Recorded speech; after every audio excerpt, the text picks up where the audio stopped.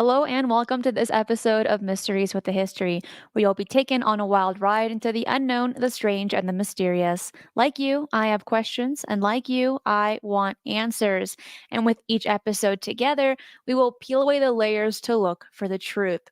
Today, we will be covering UFO cases and facts that took place during the celebration of harvest that we can now equate to the month of October and Halloween. I'm pretty excited for this episode, so let me bring in my co host, Jimmy Church of Faded Black Radio. Jimmy, happy Thursday. How are you? Happy Halloween, everybody. It's Halloween? What? Yeah, I know. Isn't that crazy? It's Halloween. I've got to be centered. Okay. Yeah. Happy Halloween, everybody. And I thought you were gonna wear a costume. See, this is how Christina dresses at home. This That's is how I wake up, this is actually. normal. Yeah. Yes, normal. And Halloween, everybody, happy Halloween. Hello, everybody. Halloween is I don't know how to rank it anymore because it was always Christmas and Thanksgiving for me, over the years. Halloween is creeping up. It's like it's in my top 3. Has to My be. favorite, yeah, my favorite holiday now is like the holiday that's happening at that time. So right now it's Halloween for me. I love Halloween. I love everything about it. And so there you go. So happy Halloween. You look great. Love your costume. And Puck is what's up with Puck? He's a witch. Yeah, Puck is no, he's a Here. warlock. What? Is Why is can't he is he You're right. You're right. okay, don't freak me out. No, you're Don't right. freak me He's a out. warlock. Okay. A All right. All wizard. right. All right. You're a Yeah, a wizard, wizard. A Harry. wizard. Today he's Gandalf. What a great show we've got lined up, and some very interesting things that we're going to go through tonight. And some of it, or today, some of it I have touched on throughout the years. And I've had guests on that have talked about a few of the we're going to go much deeper on the show today, but very fascinating stuff, not only throughout history but even into modern times. And it makes you wonder, Christina. I'm going to ask you directly.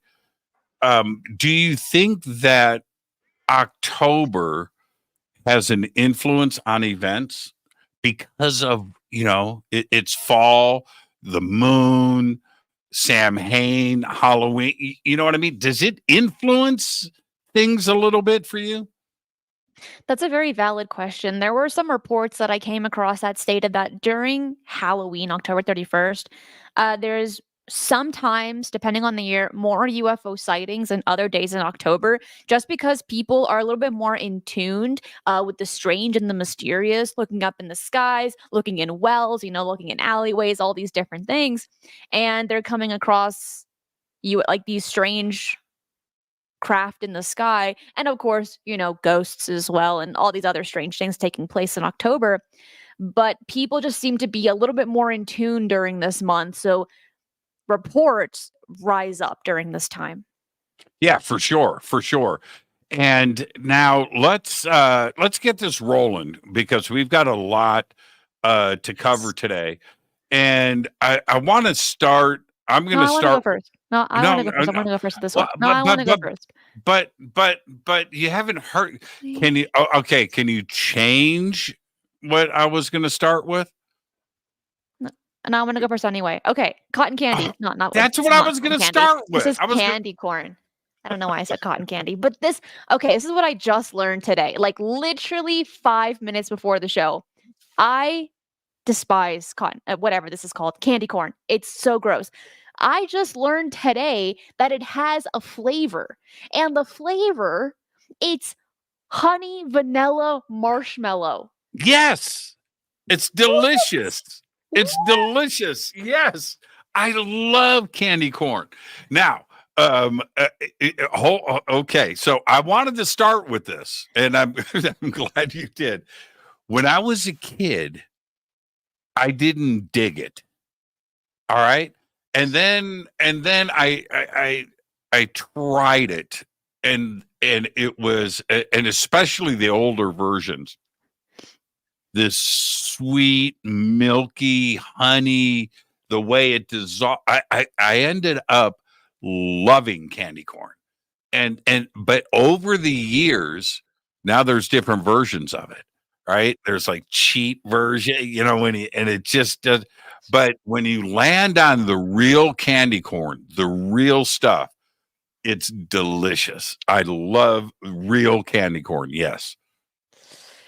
Jelly Bean produces approximately 35 million pounds of candy corn annually. And I can't think of another time buying it except for October and then maybe a little bit in November.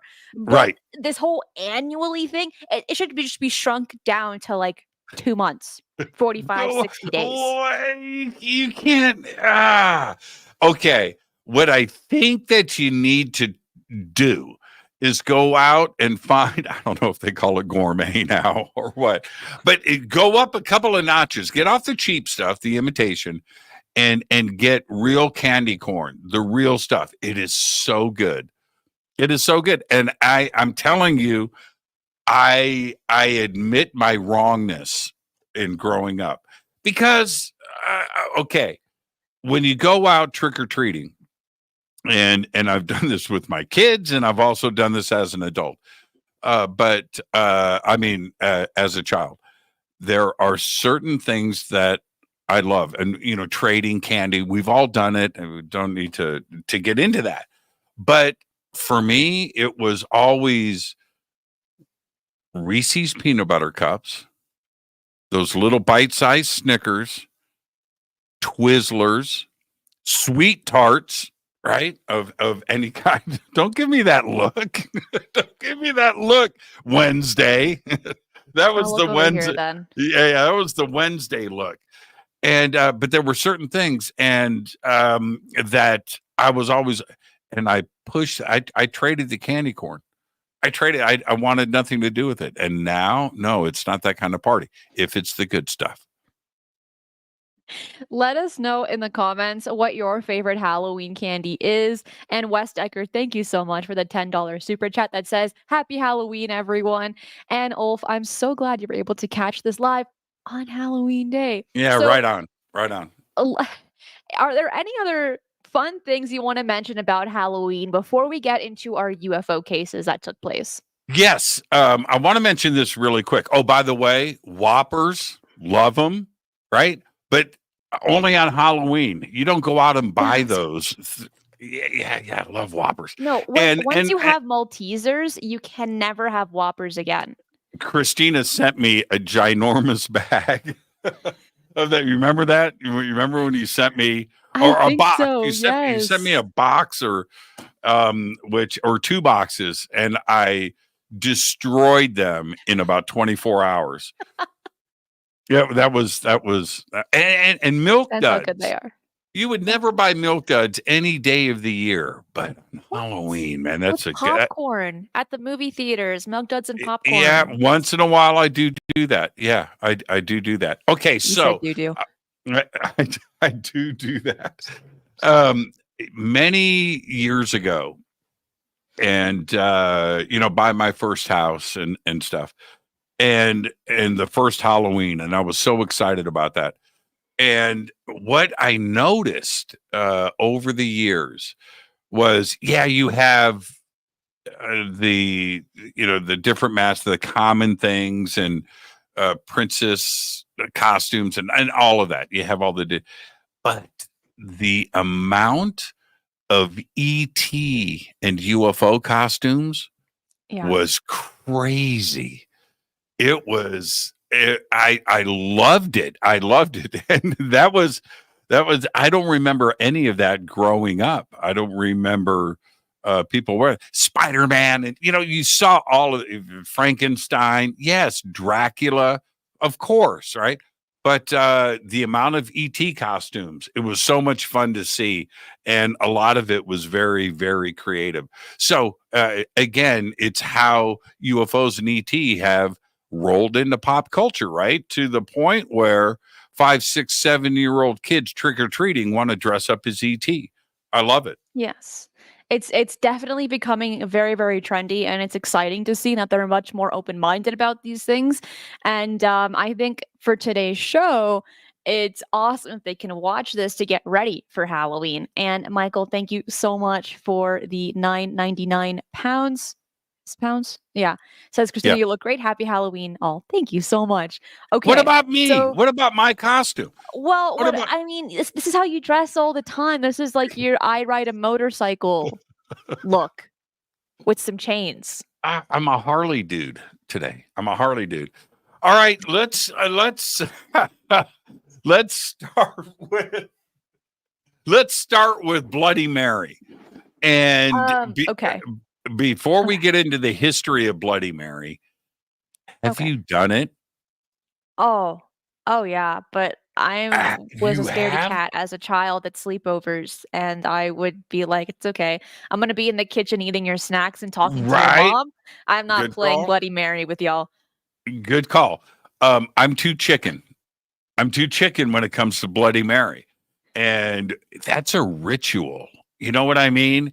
That's a Yeah. you are and for those of you that don't know, and it's in movies all the time, right? It's when you go into a room, turn down the lights, keep it dimly lit, but you look into a mirror and you chant Bloody Mary until she appears.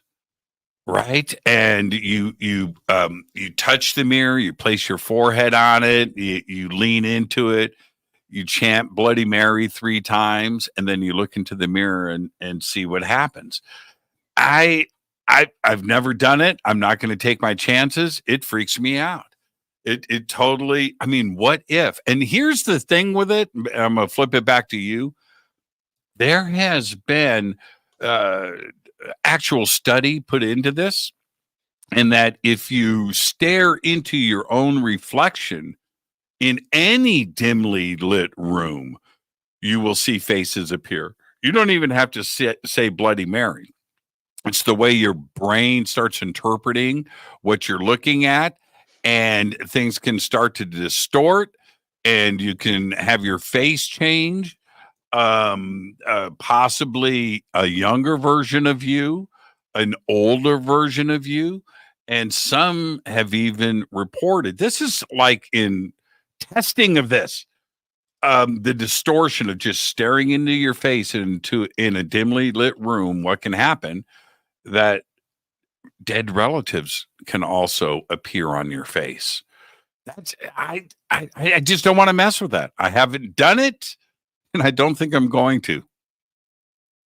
It's yeah, it's definitely not for everyone for sure. But so this actually started in the 1800s, and the medieval women in Scotland, they would perform this ritual on Halloween night where they would hope to see their future husband's face in the mirror at midnight.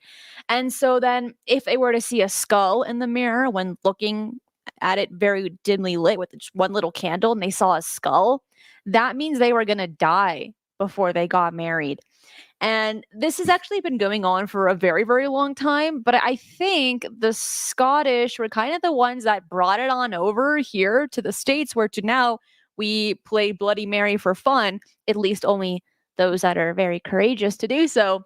And now we think it's pretty, very scary to see what's going to happen. But in this case, during this time in the 1800s, it was to see their future husband. What were they going to look like? Yeah, in 2010, psychologist Giovanni Caputo ran a whole series of tests in this and said there's something to it. It's been going on for a long time, What? but I have had my clients report boom, boom, boom, boom, boom. And I've no, I just, I'm not going to, I don't want to, some things need to be, for me, left as a mystery. and undiscovered. I don't need confirmation of that, and I can only imagine you at a sleepover or my daughter's a sleepover and having 4 or 5, little kids run out of the bathroom screaming, right? And you can't control what they're doing in the bedroom with the closed door.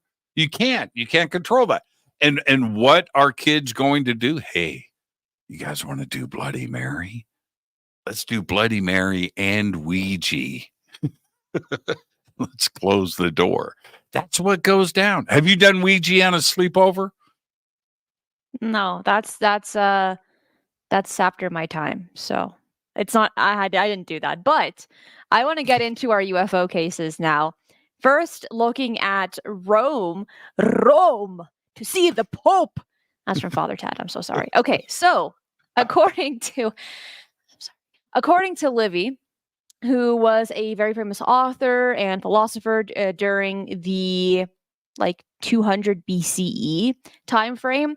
This is a very, very famous case that took place during the Punic War, where these soldiers were seeing these very strange shield-shaped disc objects in the sky, and also known as even phantom ships as well. But they were these round shields that were just hovering over these battlefields, and it seems as if they were watching the battle.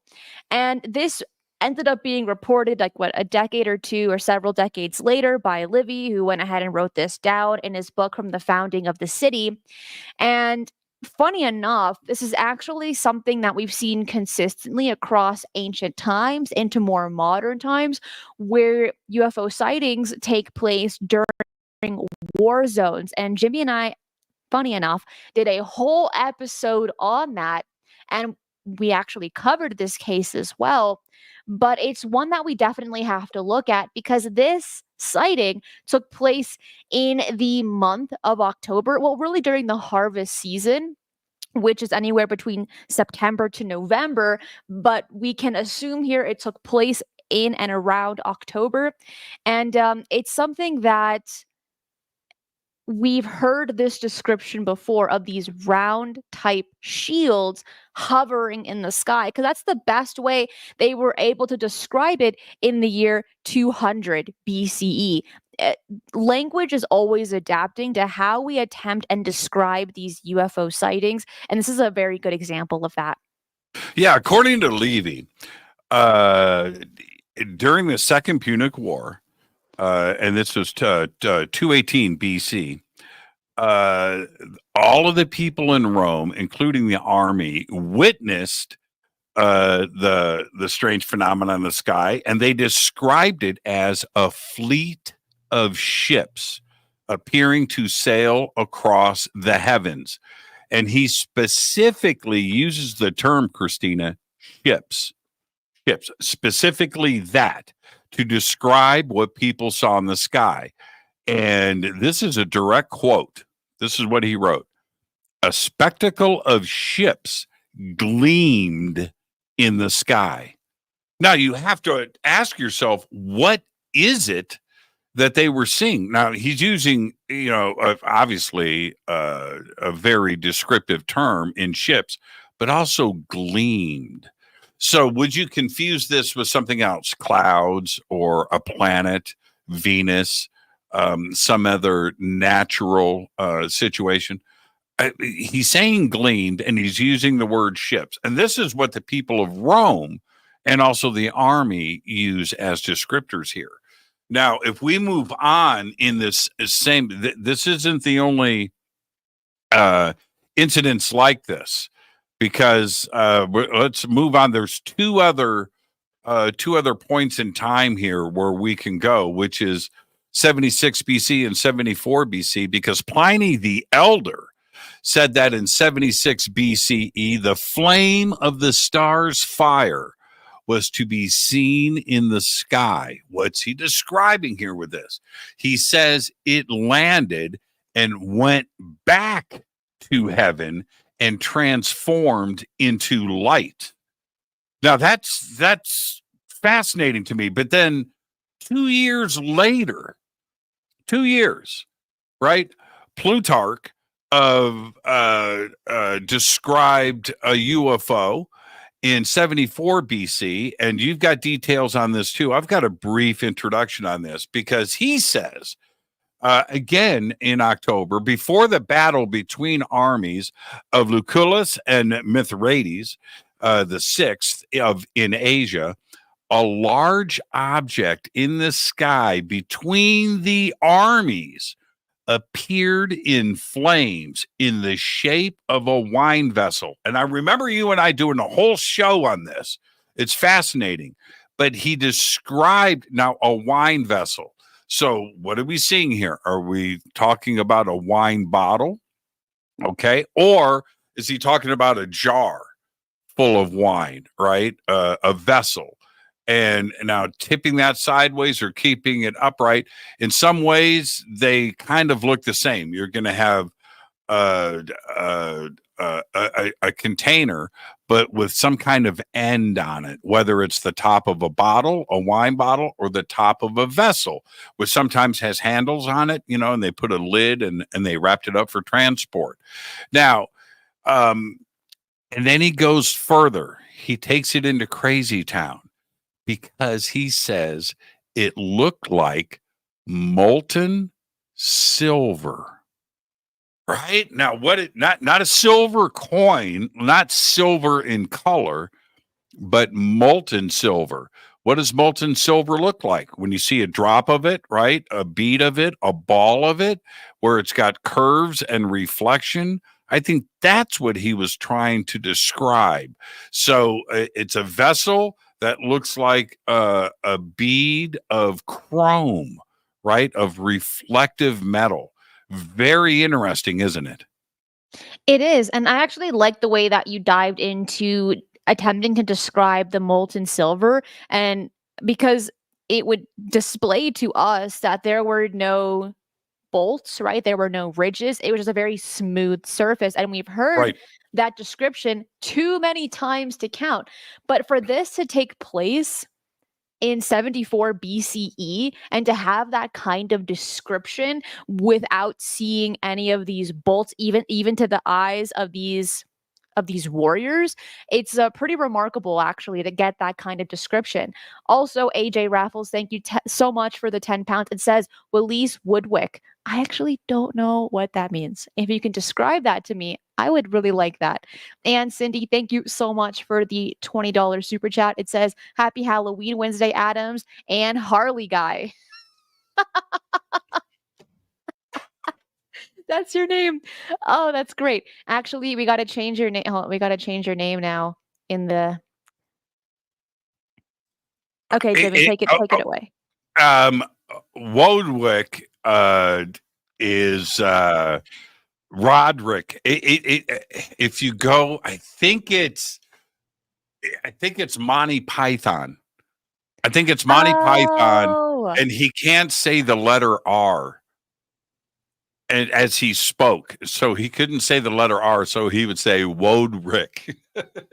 Okay, no, that makes more sense. I haven't watched it diligently, Monty Python, but I'm familiar with some of the phrases and quotes. But I didn't know that. I think that's what it is. I feel bad. I think that's Wodwick. Man, that is hilarious. That's a good one. But going back to this, and then we'll move on. We've got a lot to cover in the next 30 minutes. Is that we have 3 different sightings over Rome in 100-year period before the time of Christ, right? So we're talking 200 BC and 74, so 125-year period. And those 2 sightings, one in 76 BC and one in 74 BC, all describing an eerily similar phenomena above Rome.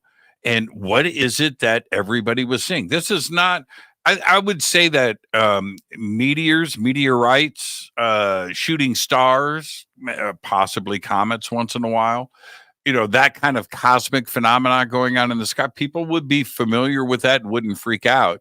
Well, they would freak out, but they wouldn't describe it as gleaming or silver or metallic or landing and then taking back off into the heavens. No. Right. So what is it, Christina, that they were seeing in Rome? Fascinating. And if it was ET, if it was UFOs, what was Rome at that time? The center of the planet, right? Technology, civilization, they had it going on. They were building things. And so would ET be interested in Rome? I would think so. The clashes of these giant armies and the technology of the time was all represented in what armies possessed, just like we do today. So yeah, something was in the skies over Rome, 200 and 100 BC. Fascinating. And there's been a lot of UFO sightings in and around Rome, across Europe, across the world. And you're right. During that time frame, Rome felt and it displayed how they were able to conquer the world, that they were at the center. They were at the center of everything for them at the time.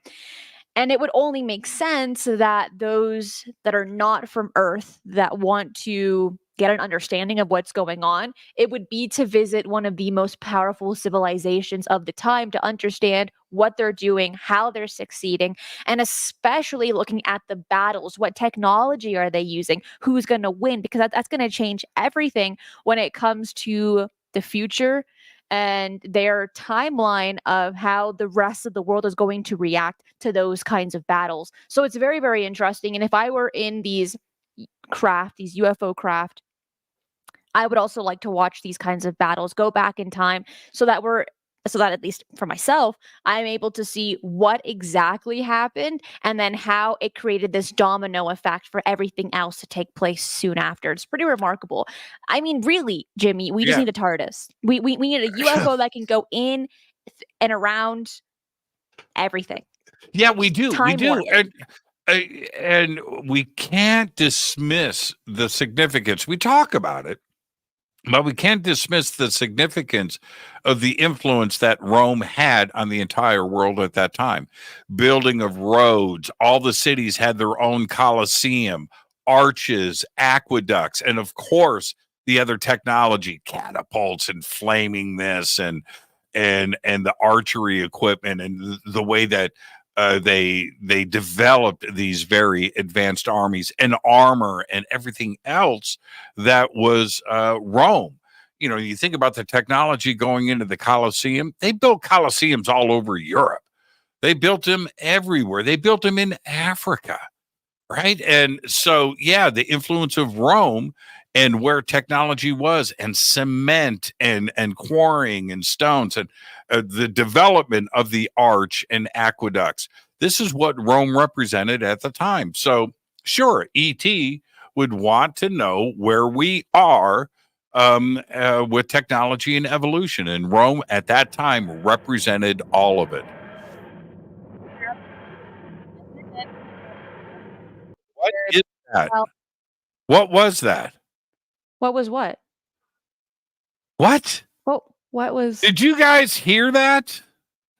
again? We're doing this again. Did you guys? No, I didn't hear anything. I didn't hear anything. I had my headphones. You don't hear that? No. Do you guys hear this? Yeah, they're hearing it. Yeah. Why am I not hearing it, but everyone else is? What does it sound like? It sounds like a laser alien battle. That's it. Yes. Look, video game. Maybe it's the You TARDIS did coming not to hear pick us that. up. It's not coming from me. I took my headphones off. It's not in what? You're not hearing that. Yeah, somebody as I just said it was the said, TARDIS. it's It came probably twice. It happened gonna pick us twice. up. It happened twice. Are you ready? Are you packed? Do you have a backpack full of ramen to go on a trip? Somebody just said it was the Doctor Who TARDIS sound. That's exactly what it was. Did you play it back? Were you playing it? I don't know, was I? Oh man. That was me. It was me. That one was Okay. me. Oh, playing. Oh, we got jokes. We got jokes.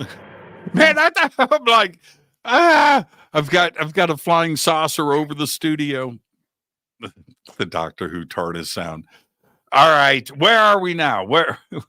Okay, we have traveled a century and to a different country, to Japan in the year 1235 during the harvest festivals that took place. So we're looking at September, October, November. But for this one, this is a very famous case. It's actually one of the oldest reports of a UFO sighting in Japan, where there was an official investigation of a possible UFO presence. And it says here that an officer by the name of General Yuritsume and his army were settling down in their camp when they spotted these very mysterious lights in the sky. And the general and his troops watched in total astonishment as these lights performed this amazing acrobatic movement, such as circling endlessly and then flying in loops. So they were baffled by this aerial display. So then the general ordered a scientific investigation of what he had just witnessed. And the explanation that this scientist gave to the general was like, oh, nothing to worry about, my friend. It's just the wind that is swaying the stars. Right. Funny enough, Jimmy, I'm bringing this up to present day. We heard this rather recently. Did we not? The answer is yes.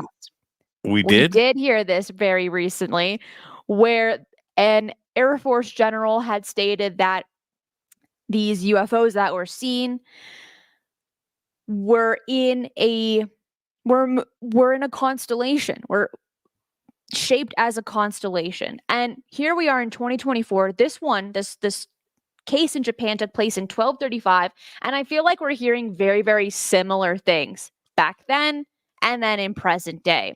But this was one of the first scientific investigations done on UFOs according to recorded knowledge. And even so, it's giving Project Blue Book vibes of like, I can answer this for you. I know everything because I'm super smart. Yeah. And I want everybody to understand, it was the general's journal that was translated that used the word scientific report. That's what a scientific report. So he brings in his brightest, he brings in his best, and he says, I want the facts here. I want to know what's going on. I want a scientific report. And he ordered it. And I find that part really fascinating to think about that time period and when this went down. There were a lot of things that were going on in Japan, in and around Japan at that time. And what is strange for me when you look at these reports, that they used nature, they used storms, they used typhoons, they used thunder that was responsible for moving this stuff around in the sky and on the ground, right? It was like really strange to say that these planets are moving, these stars are moving, these objects in the skies are moving because of a storm, because of wind. But they didn't understand propulsion systems, right? And what it took to move stuff around in the sky. We know that now, but back then, you're looking at something bright moving around in the sky and changing directions. Well, you're going to think that it was the wind, that there was something else pushing these objects around. That's right. And Nick, happy birthday to your daughter. Awesome to have your birthday on Halloween. Best birthday ever. Best birthday and ever. Presents. Yes. best birthday ever. Talking about Halloween and TARDISes, I have my own sonic screwdriver, and I thought I would share it because Doctor Who is so cool. At least the first few seasons. Yeah. It's been on for 100 years. I think Doctor Who started before television. They're time I'm pretty travelers. sure. Have you watched the black and white? Have you watched the old black and white ones? No, I have not yet. They're amazing. They're amazing. Really good. Really good. Really good. I like the new stuff. And I jump into it once in a while. The problem that I have with Doctor Who, it's more like a fear or a phobia, is that if you really do it and get started, you'll never stop. And it would take me 50 years to watch it all. Right? Right? That's my fear. That's it. Have you seen Jimmy lately? And I'm oh, he hasn't come out of his house in 3 months. And I'm sitting there with the remote control clicking next episode. And there's crumbs everywhere. You're Yeah, wrapped in a crumbs, blanket, a pizza beard. Yeah. boxes on the side. Yes, that's why. That's why. I can deal with 1 or 2 seasons of something. I can get that out of the way. That thing's been on the air since like 1960. Hold on for a second. Let's get our facts right. Hold on. Trucker Hold on. says since about 1961. Yeah, that impressive. sounds about right. That sounds about right. Okay, so let's get this. Oh, first episode. Oh no. First episode was on my birthday. On your birthday? Are you ready? That was like not that long ago. Are Yeah. you ready? November tell me. November 23rd. Right? Right? It's a fall thing. We should have done that for the show. November 23rd, 1963. That's Oh, not your wow. birthday. No, it's a month after. But Yeah. it's also, is that the day Kennedy was assassinated? I don't know. Is that a fun fact? Hold on a minute. So it's November 23rd, 1963. Hold on a minute. While you look that up, Android, thank you so much for the $5 super chat. It says, who is your favorite doctor? I'm going with David Tennant, then Matt Smith second. I'm with you on that one. I'm going with David Tennant is the too. best. I like everything David Tennant does. Yeah, November 22nd, 1963. So That's the first a good episode. memory. Yeah, so the first episode aired the day after his assassination. Coincidence? Yeah, what? Right?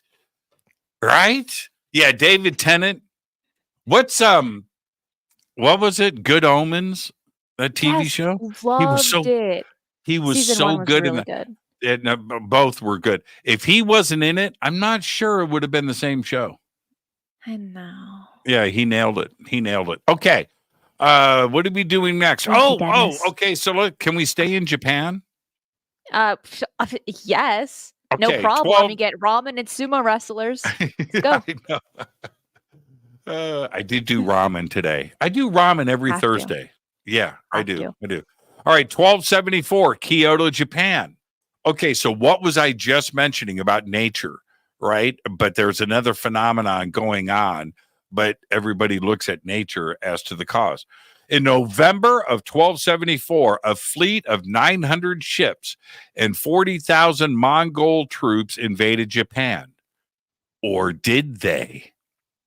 Dun, Was dun, there dun. right? Was there an intervention? Right? What did something did ET come to the rescue, Christina? Would they is the question. What happened? You tell me. Wait. This was your fun fact. You're the Japanese historian. I'm just here to ride my Harley onto the set. That's all I'm here for. The entire fleet. Okay, we're talking about 900 ships, 40,000 Mongol troops destroyed. Never made it to shore. And there were sightings of things in the sky. There were strange occurrences that took place. Japan was completely outnumbered. This was a serious invasion. It sort of happened. They arrived, but they were defeated. And this is something that throughout history, again, it was a storm that came in. It was a typhoon that came in. It was the wind carried the ships. The wind, lightning struck. But at the same time, things were seen in the sky. that were unexplainable. So, was it another intervention by ET in Japan over a battle like in Rome, once again in history? And if you're ET, are you interested in 900 ships, 40,000 troops? That is a major, major military incursion. It is.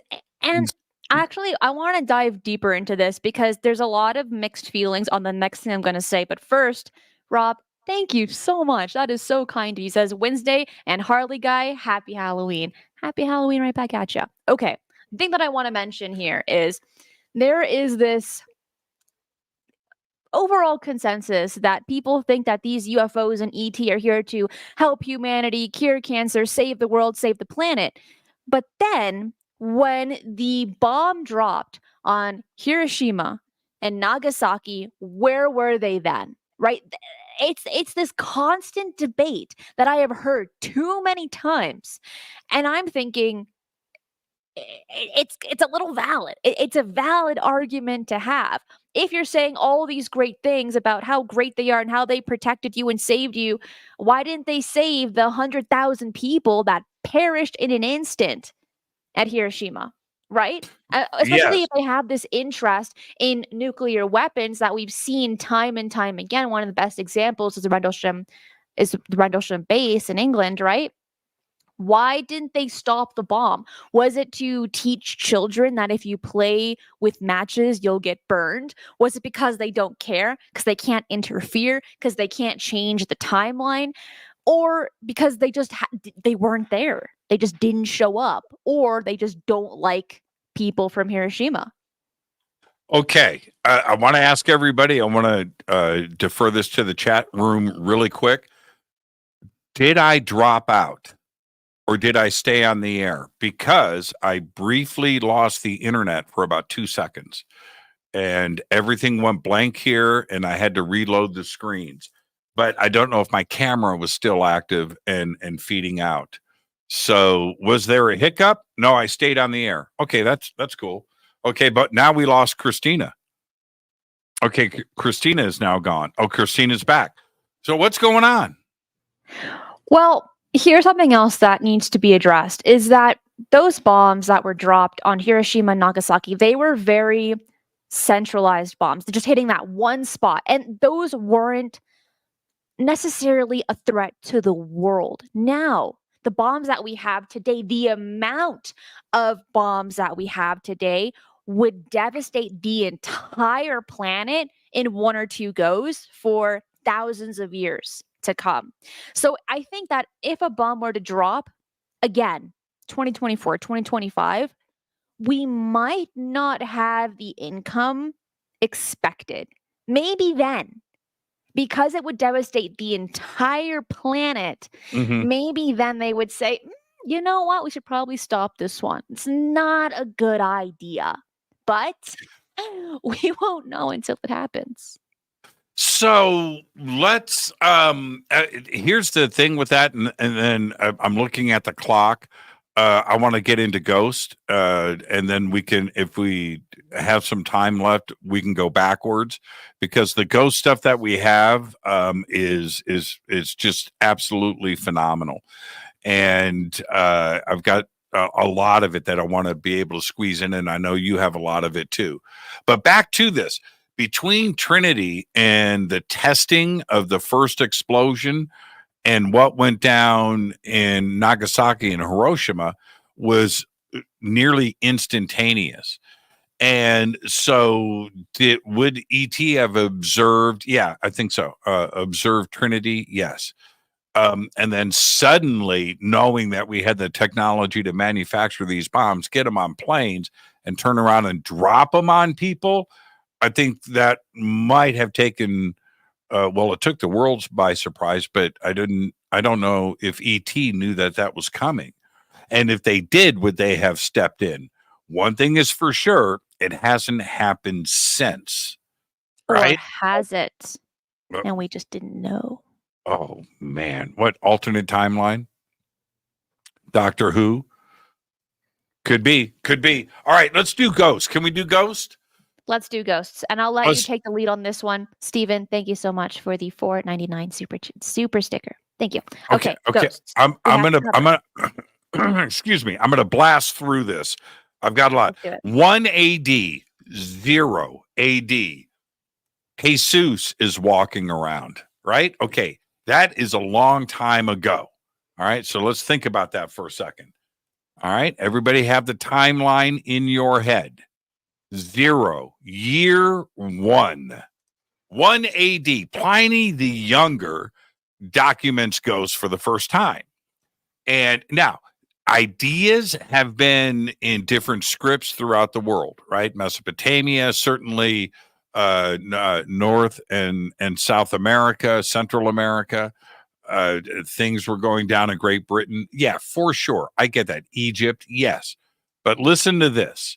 Year 1, he says, okay, so if we go back to year 1, in Athens, there was a large house, which in the area had a reputation, and everybody thought it was haunted.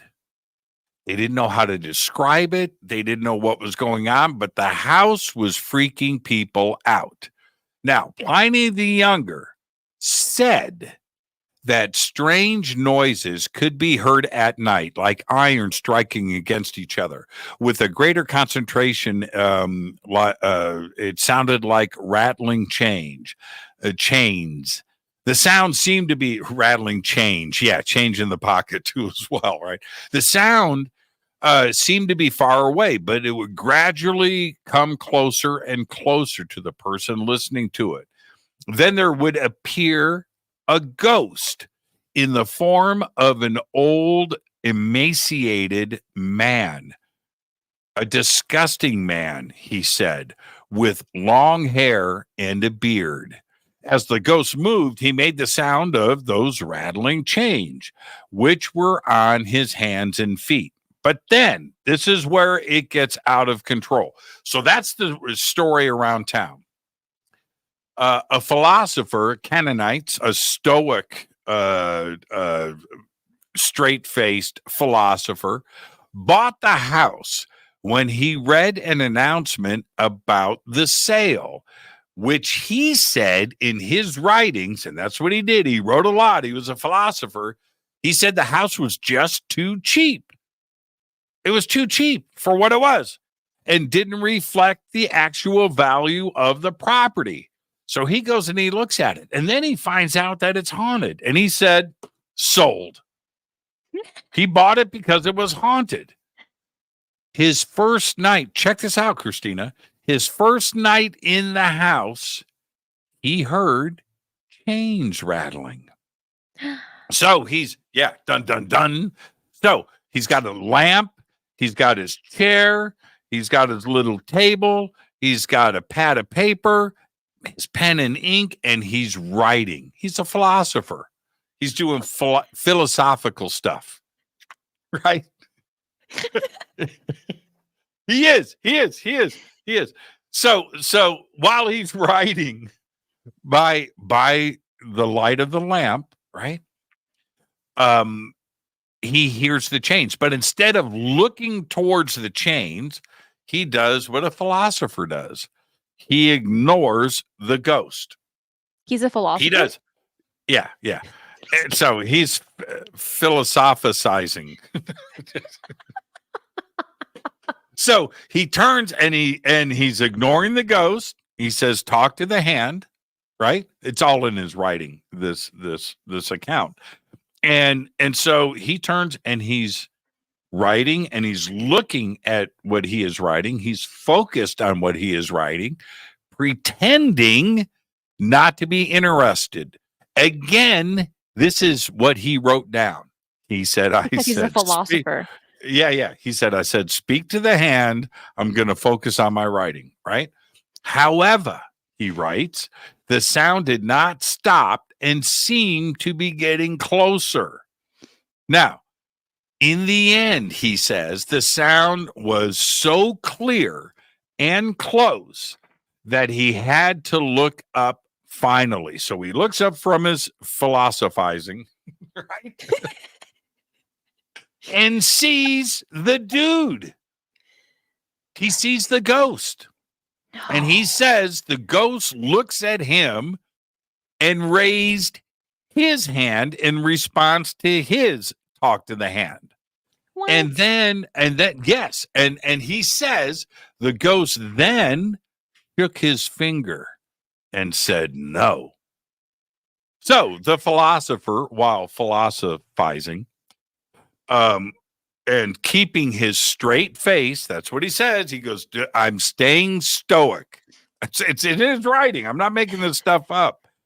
And then he raised his hand. So these guys are doing hand signals back and forth, right? And he raises his hand and orders the ghost to wait. Yeah, talk to the hand. And returned his eyes back to his notes. But then he says, the impatient ghost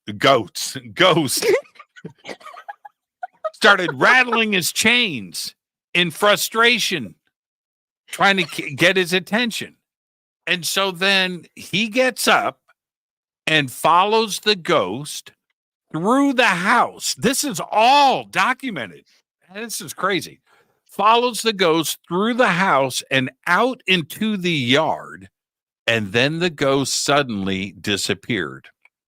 So he marks the spot where the ghost disappeared with a pile of leaves and grass, right? And the next day, he calls the cops. He does. They had police in Athens, the Athens PD. Yeah. The local authorities showed up, and he says, this ghost rattling his chains walked through my house. I followed him out into the yard. He came to this spot and poofed, disappeared. So the local authorities started digging. And guess what? What?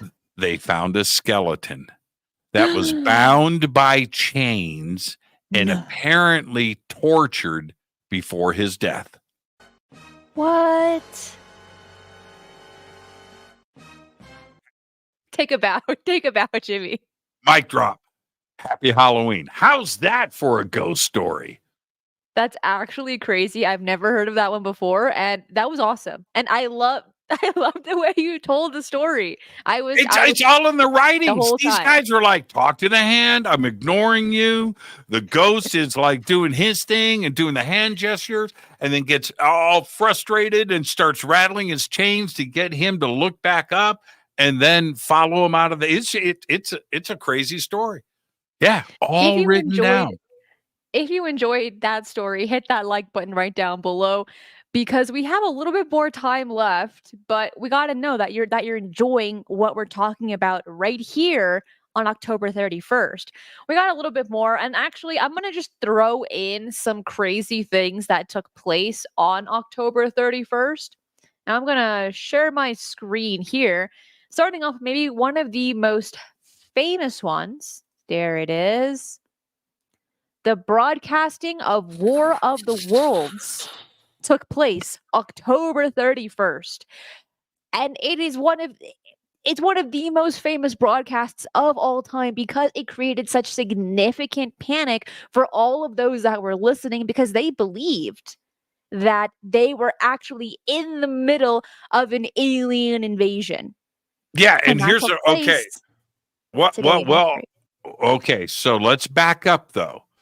In the interest of transparency, the broadcast happened on October 30th. It was a Halloween broadcast. It was described as a Halloween broadcast, but it happened on October 30th. The newspapers and the AP and everybody else, that all of that pandemonium reporting about what happened the night before, that happened on Halloween. So here it is, Halloween, and the newspapers across the country are reporting about this alien invasion that happened the night before that turned out to be a radio broadcast, but everybody thought it was real.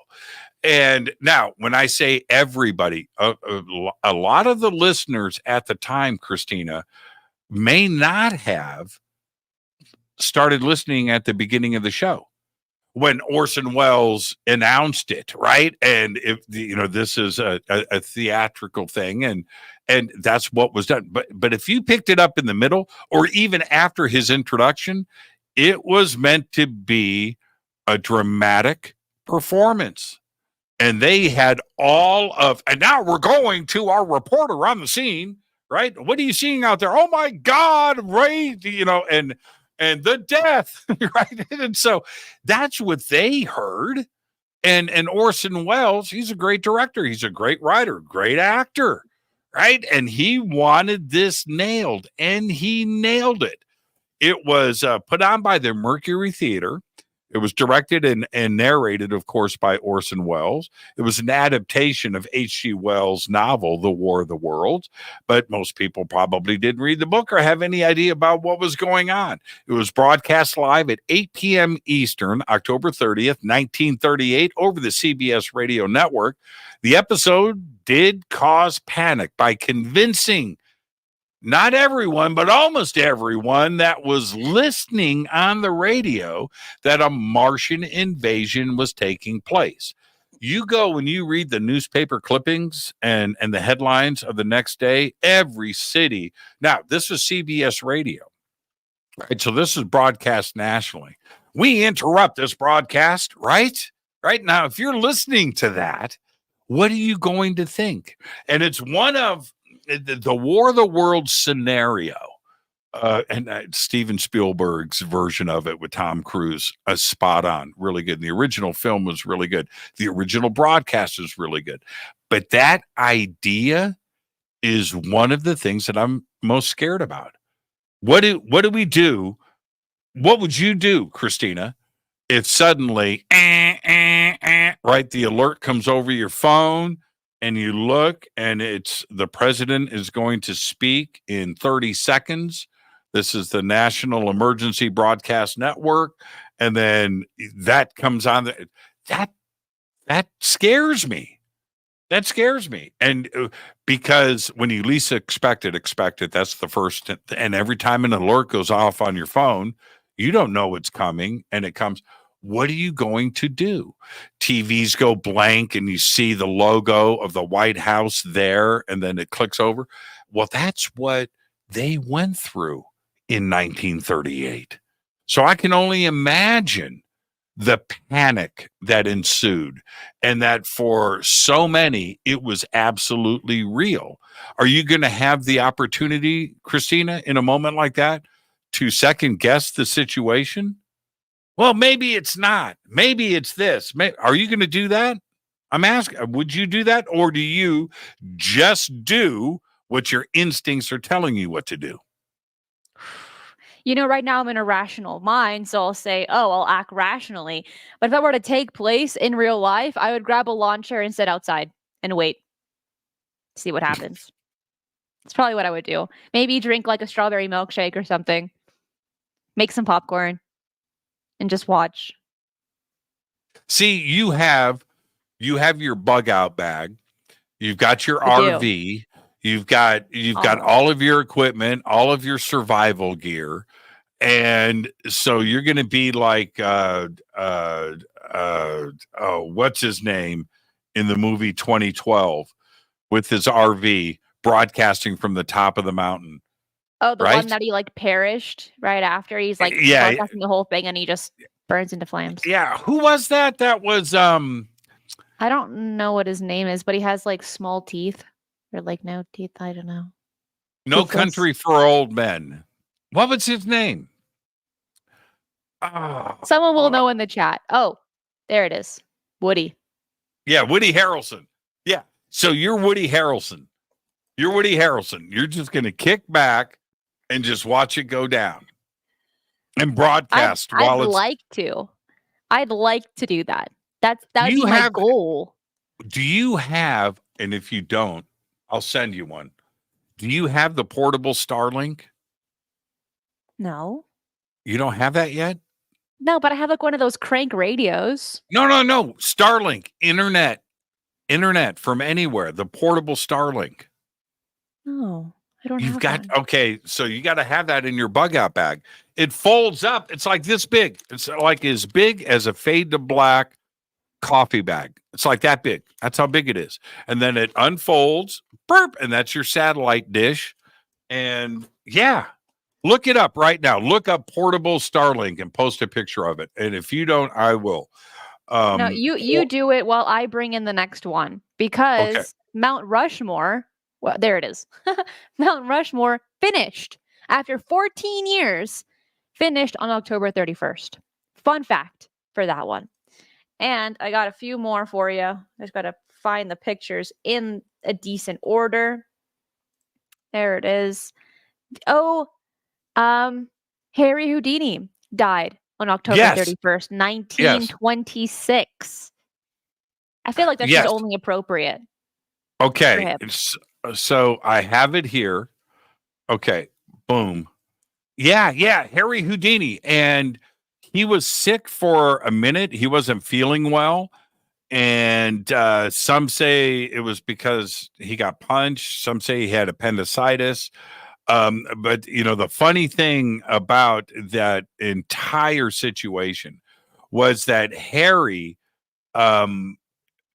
did his last performance and went to what's the word? Went to the stage. Why I think that and I'm gonna say this in a kind way. I don't want to say this in a derogatory sense, but he was talked into going on stage. He wasn't feeling well. And I just think that you have promoters, you have tickets sold, you've got a sold out audience. And so they pushed a dude with 102 temperature that was about to pass out on stage and forced him to perform. And he passed out during the performance. And they revived him, Christina. They revived him and got him back up on stage and made sure that he would finish the show. Afterwards, he goes to the hospital and dies. Yeah. Yeah. I used to live across the street and a block or two away from the Houdini mansion where he lived when he died. And it was pretty crazy to have it right across the street. There were all kinds of rumors that it was haunted. It was this big chunk of property. The house itself, it looked very gothic, like a little mini castle. And so it's sitting there, but it had these really cool fountains and sculptures and statues, but it was all overgrown. So me and my friends would go over there, and so I drove past it every day and looked at it. And once in a while, you would see a couple of cars parked there, not new cars, but people were there. And I don't want to say like it was a homeless encampment. I don't want to say that, but it was unguarded. It was just wide open to whoever wanted to walk onto the property. So we would go over there at night and walk around. It was pretty freaky. It was a pretty eerie situation. Okay, here it is. There's your Starlink. And There's they your put a Starlink right there. puppy for size comparison. How That adorable. $349. $349. Starlink dish, a radar dish, right? An antenna. And you can have the internet anywhere on planet Earth, and there it is for $349. I Isn't feel that like that's cool? an appropriate price because it's still kind of new. Well, I it's not bad.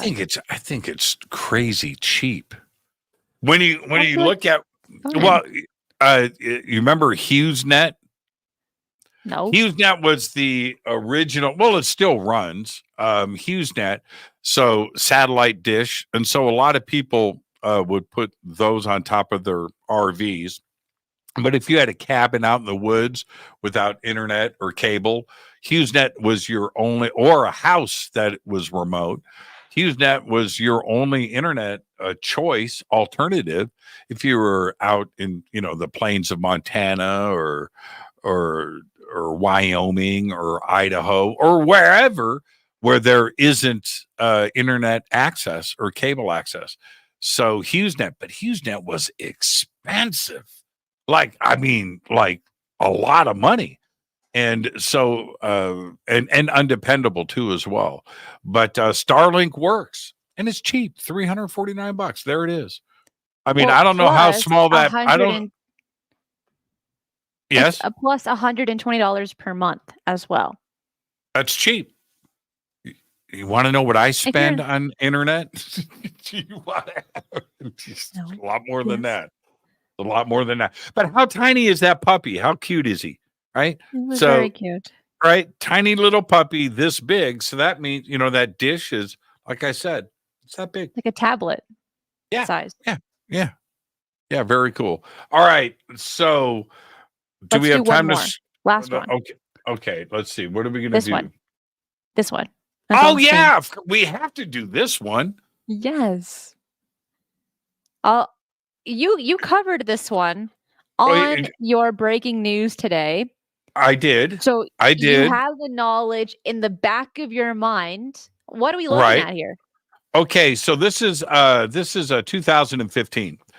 And this asteroid shaped like a human skull, and I would say that's where'd you get this image? Has this been doctored? Is this an this one, AI? this is not the real one. No, this is Okay, because a it's rendition really of it. But I can it's pull really up the cool. real one. No, leave it up there. Leave it up there. We'll wrap with this because this flew by Earth on Halloween in 2015, and some things you just can't make up. When this happened on Halloween, I covered this on Coast, I covered this on Fade to Black, I covered this on social media. It was like a really big deal. The skull asteroid flying by Earth on Halloween. And how appropriate, because it was already a creepy looking asteroid, but the fact that it was on Halloween just made the whole thing creepier. It did. Here is the original. So it's how Yeah, you yeah, receive there it the is. image, and then this Yeah. is how it looks if it were to be sharpened. There it is. Like there it is. There it is. Well, that's why I was asking, is that a real image? Because it did look like a skull without its jawbone on it. It had the nose, it had the whole thing, and the eyes, and the sockets, and the brows. It was very cool. But yeah, that happened on this day, Christina, in 2015. And it is known as the Halloween asteroid, but the actual name is 2015 TB145, which I don't know where they come up with these names because that does not roll off the tongue by any means. But this flew by, as Jimmy had mentioned, in 2015, October 31st, and it passed within 300,000 miles of our planet, closer than the moon's average orbital distance of 2,390,000 miles per hour.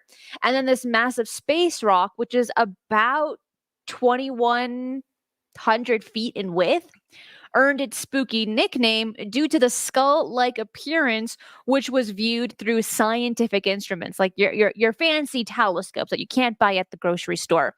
Right. But what's remarkable about this is the shape. We haven't come across anything like this since. And what's cool about this one is that it has a 3.04-year orbital period, and it will be brought back for another more distant pass by Earth, which it already did in November of 2018. But in 2015, that's why the reason why it was so significant was because it happened on Halloween. Then it took place again in 2008. And then you can do the math on when it will come back after. So pretty cool stuff. And I think it's a great way to end today's show on something this freaky. Happy Halloween, everybody. Have fun tonight. Go trick or treating. Hand out lots of candy. Have a lot of fun. Happy Halloween. I'll see everybody tonight on Fade to Black. Tonight on Fade to Black, it's our Fade to Black Halloween special. We do it every year. And tonight we're going to be doing a conversation about witches and spells, goblins, and all that other spooky stuff tonight on Fade to Black. So I'll see everybody. Judica Isles is with us on Fade to Black. Everybody have fun. Enjoy the rest of your evening. And I heard from a little birdie that Jimmy's dressing up for this Halloween special episode. There he is. Shh. I'm not going to tell you what it is. You should go watch it live because let me tell you, it shocked me when I heard it. And I'm like, I have to watch it live because I haven't even seen it yet. But I will when he goes live because I don't know how he's going to pull it off. I really don't. If you enjoyed the show, hit that like button right down below and subscribe if you haven't already, as I do several shows right here every single week. And I do write articles for all the shows right here. You can find it on my website at strangeparadigms.com or click that link in the description box below. I want to say thank you to everyone watching this live on Halloween. You guys are amazing.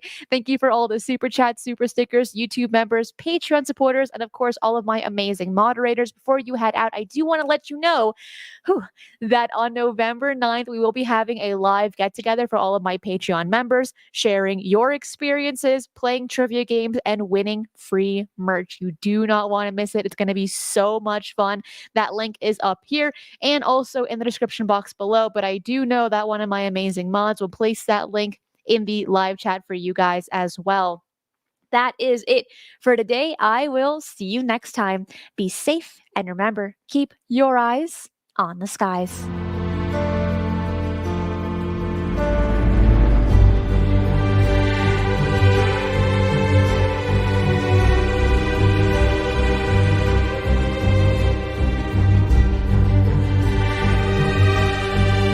If you enjoy the strange and the mysterious, UFOs, the paranormal, and cryptids, this channel is for you. So make sure to subscribe as I do 3 videos right here every single week.